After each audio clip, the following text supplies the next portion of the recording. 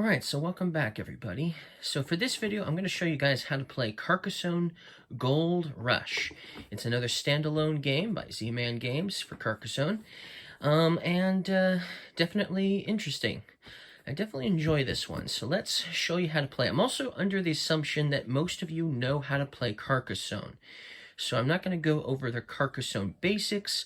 We're going to talk about obviously what makes this game unique and how you're going to score points in this particular Carcassonne game. So let's check it out. So first of all, one thing I want to mention that I really like is the starting tile is super easy to find, because this is what the other tiles look like on the other side. And now you have a tile that has basically a gold nugget for the starting tile, so it's easier to find. Other Carcassonne games, they have the same letter. It's just, you know, got like a bright white, you know, it's basically bright and it's white usually. And that's the only way to tell the difference between the starting tiles. And so sometimes that can be very frustrating trying to find the starting tile when they look almost exactly the same as the rest of the tiles. But in this particular expansion, Gold Rush, that's not the case. So that's one thing I just wanted to mention. So it's easy to find the starting tile. So one thing that makes this Carcassonne game unique is you'll notice that we have this little icon here on this mountain. This is a mountain area. When you place a tile that has this icon on it, you're going to place mining tokens. Now, you might place more than one, but with this particular tile, you'll notice it just has one gold nugget. That means you'll only place one pickaxe or mining token on this tile. And that includes, for this, starting token right here. So, starting tile right here, you're just going to put one mining token. But you might have tiles that will have more than one, obviously. And then you'll put out, obviously, more. So that's definitely different from most Carcassonne games, okay? Okay, so let's place a tile out, because, you know, that's the best way to teach the game, is to actually just kind of show you gameplay-wise. So here's a tile.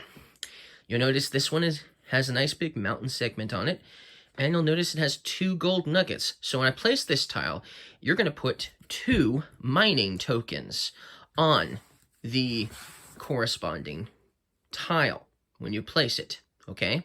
Now, these mining tokens will sometimes have 1 gold nugget on the other side, sometimes they'll have 2 gold nuggets, 3 gold nuggets, or 5 gold nuggets, and sometimes you'll get coal. If you get coal, it's worth 0 points, just so you know. But you won't know what it's going to have until after you're able to acquire the mining token for your personal supply. And then you won't score the points for these mining tokens until the end of game. So let's go ahead and place this tile like, oh, I don't know, like right here, and place out 2 of these mining tokens, basically. And since there's not tons of space, I'm going to place just 2 on top of each other, okay? Because there's just not a lot of space. We'll just place 2 directly on top of each other just to save space. And then we can place out our cowboy if we want to. I'm going to place out my cowboy. And when you place a cowboy on a mountain, he's considered a gold miner. Okay? So I'm going to place him... Actually, you know what? I am not going to place him right away.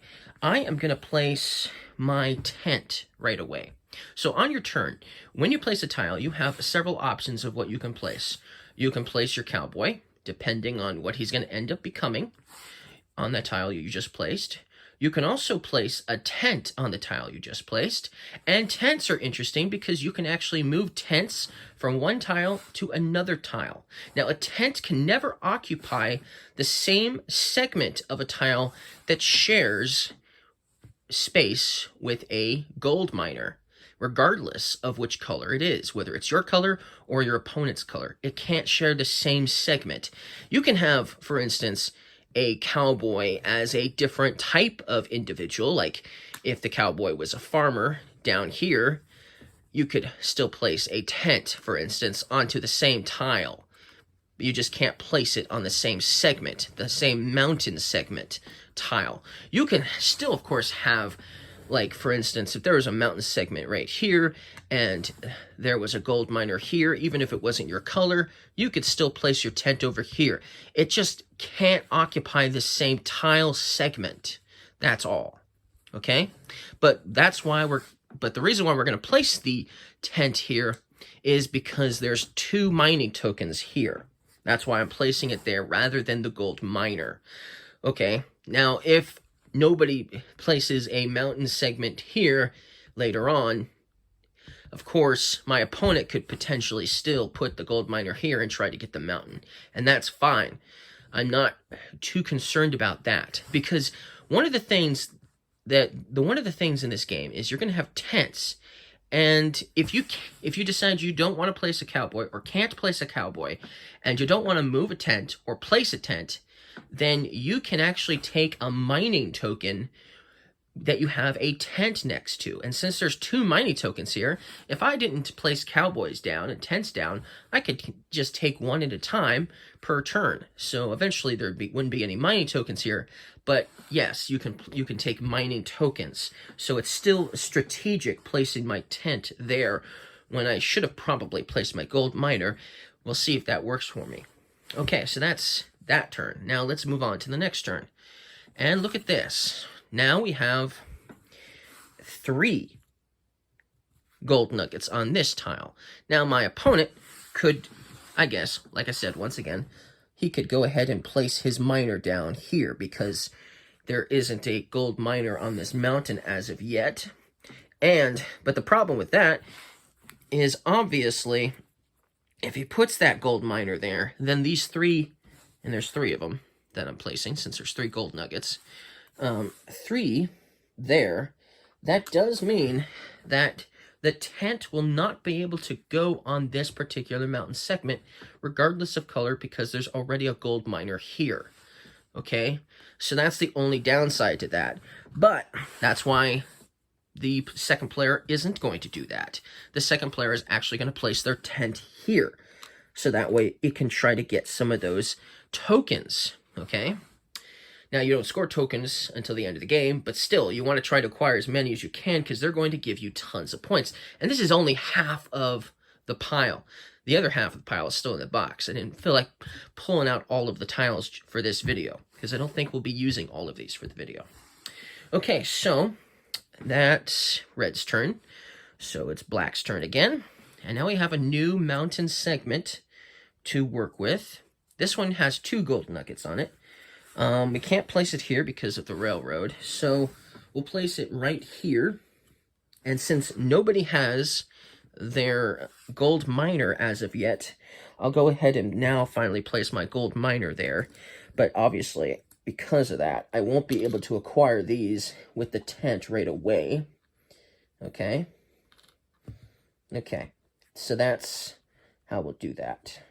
Okay, so that's the end of my turn, so now, it'll be red's turn. So red's got 2 segments right here.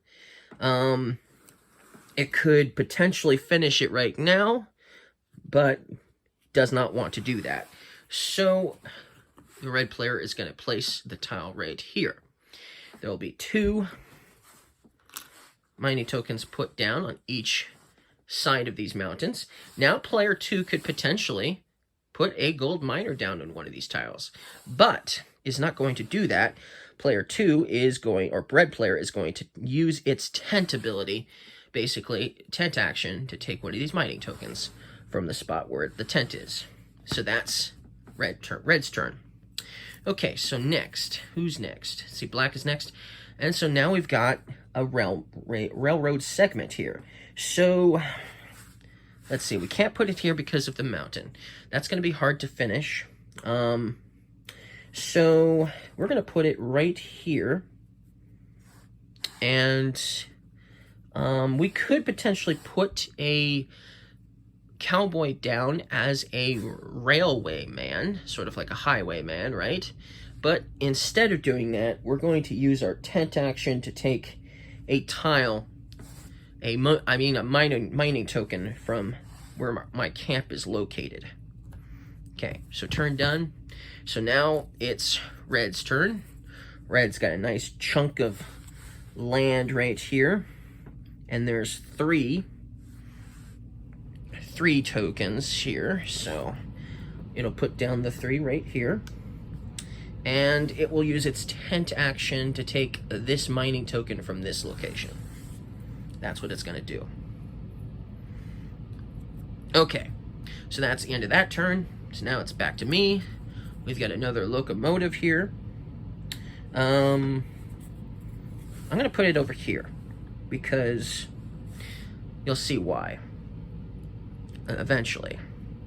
And I'm not going to put my guy down as a highwayman or railwayman. I am going to actually move my tent to this location here. That's a viable turn. That's a legal move, to move tents around. Obviously there's no other tents / miners sharing this spot, so that's a legal move. Okay, so that ends that turn. Now, I'm gonna go ahead and fast forward through this. I'm gonna pause it right here, and I'll get some more tiles out so I can show you some more scoring when we get more stuff going. All right, so now we got more tiles out. So now it is Red's turn again. So Red is going to place this tile right here, okay? Now, you didn't see this, but earlier Red placed this tile out, which is a city called Deadwood. When cities are placed out, you can place a cowboy as a merchant in the city. Then you won't get your merchant back until each of the railroads are completed. So you'll notice that this city has 3 separate segments of railroad leaving the city. You have to complete those segments in order to get your merchant back and score. And so, for instance, you'll see that this is a station and this is a station. So it actually completes those segments right there, having just put this one. So now the only segment that needs to be finished, of railroad that needs to be finished for you to score and get your merchant back, your cowboy from this location back, is this segment going in this direction, okay? And that's also how you're going to get your highwayman back or your railwayman back. You have to complete a segment that with a station or a city. So if a station, city, or obviously a mountain ends the connection, it'll be one of those 3 that will end the connection. Okay, so, all right, so Red put that there. So now Red can take he's not going to place out a cowboy, so he's just going to take this tile here, this merchant token here, with their tent. So now it's Black's turn. So Black is going to place this one right here. It's going to finish the mountain. And of course, we still put a token here. It's going to continue the railroad. Now, when a mountain is completed, okay, the player, the gold miner who has the most gold miners in the completed mountain is going to score the points for the mountain, and they're also going to get the mining tokens, which is why you do want to try to put your tents in opponents' mountains to decrease the amount of tokens that they're going to get for completing the mountain, because that's a lot of points they could potentially score. But because earlier this tile connected these 2 separate mountains, which were originally separate, because that happened, now these gold miners share the points and share the corresponding mining tokens. So now a player, in turn order, a player will take 1 mining token for themselves, starting with the player obviously whose turn it's currently at. So or closest clockwise. Since Black is the one that put this tile here, that completed the mountain, they will pick first. So they will perhaps take this one first. And then Red player will take this one. And then Black player will take this one. And Red player will take this one. Black player will take that one. Red player will take this one.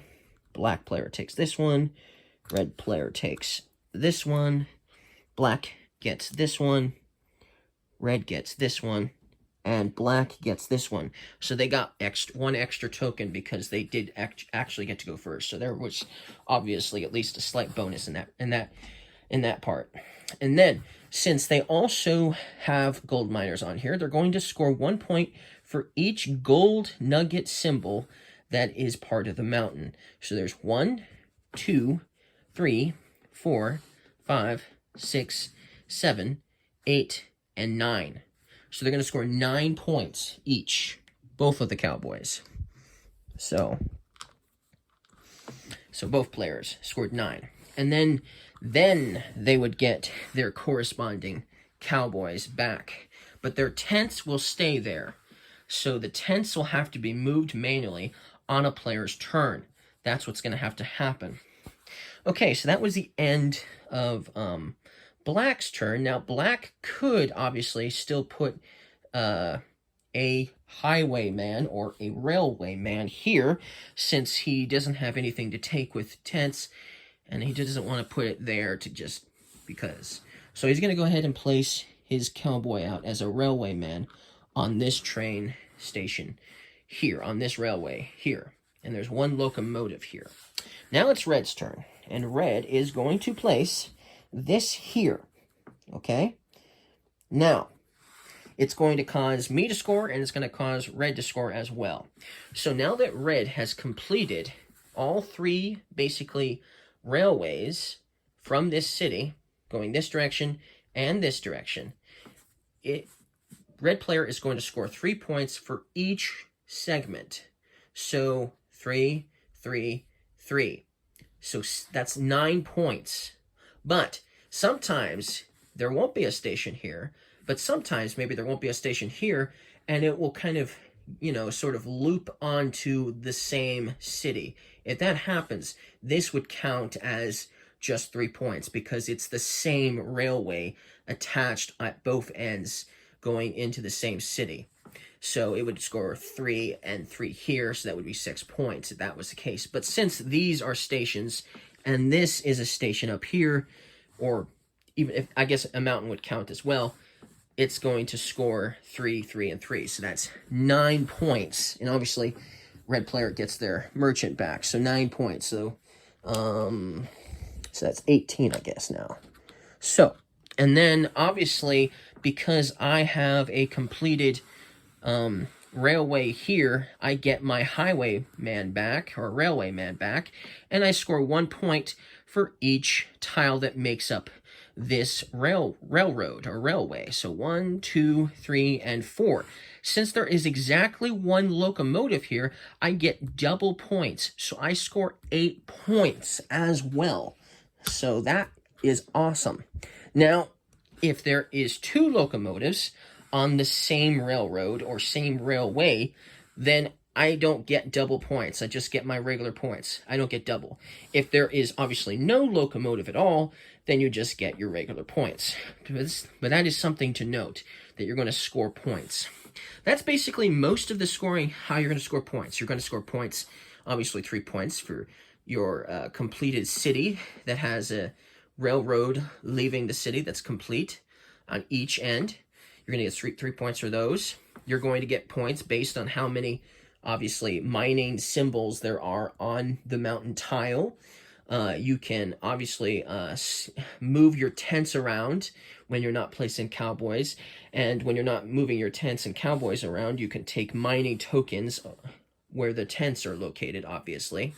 Obviously, you're going to score points for your railroad / your locomotive as well. And there's also farmers. So if you place a farmer in a plains area, you won't score the farmers until the end of game. But these tiki camps are worth 2 points. And there's obviously also some wild horses. Are there any wild horses out right now? I don't see any wild horses. So let me see if I can find a tile that has some wild horses on it. Wow, none of those do. Oh, here we go. Okay, so if you have a have wild horses in your plains segment, if you have a farmer in a plains or a prairie that has wild horses, you're going to score 4 points for each wild horses, and you're going to score 2 points for each of these camps, okay, that are in a prairie that the farmer is currently located in, okay? Of course, this is something you want to do at the end of the game because you won't get your farmer back until the game is over, okay? That's how that's going to work.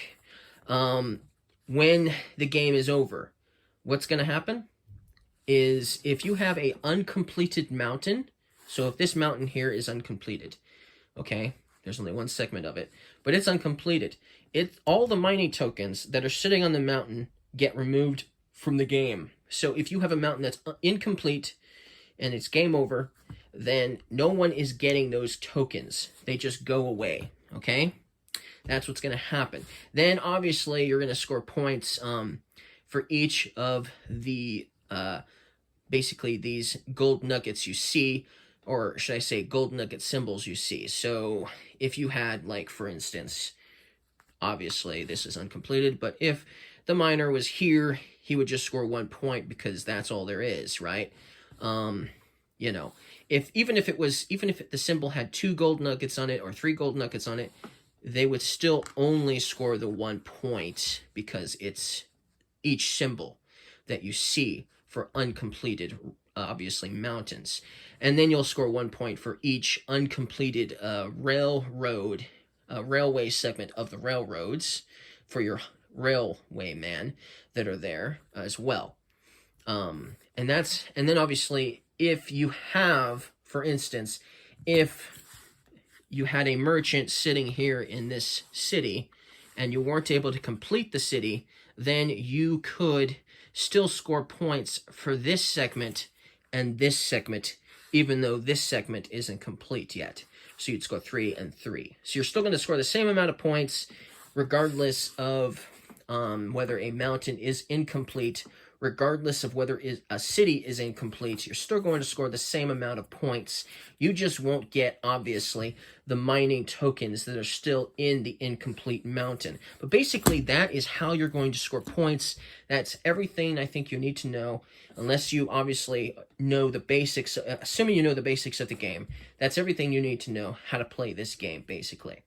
So thank you guys for watching this video. If you liked the explanation of this video, don't forget to leave a like, and I'll see you guys again soon. Thank you guys for watching.